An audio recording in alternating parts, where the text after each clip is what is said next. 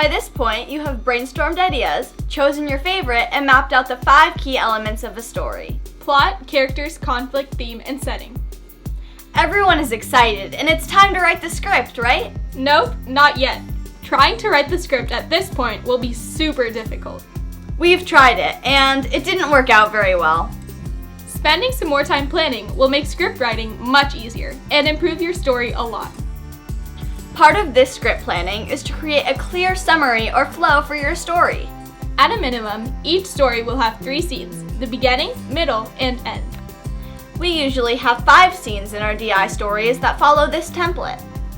A beginning scene where there is a super obvious introduction of the characters, plot, conflict, and setting. Here is an example of what this could look like. Welcome to the White House backyard. This place is extremely screwed up. The political system is broken and no one gets along anymore. I'm gonna fix it. I'm the bald eagle and I represent the ideals of how this backyard government should work. Then, there are 3 different middle scenes that allow the plot of your story to develop. We use these scenes to show off the technical and team choice element. Lastly, we have the ending scene where the story comes to a clean close.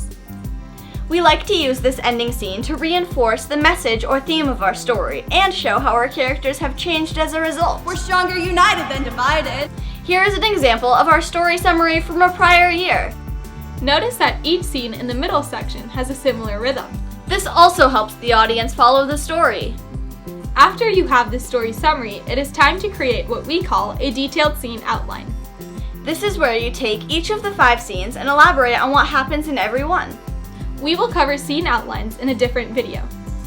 After you have your detailed scene outlines, it is time to write the script!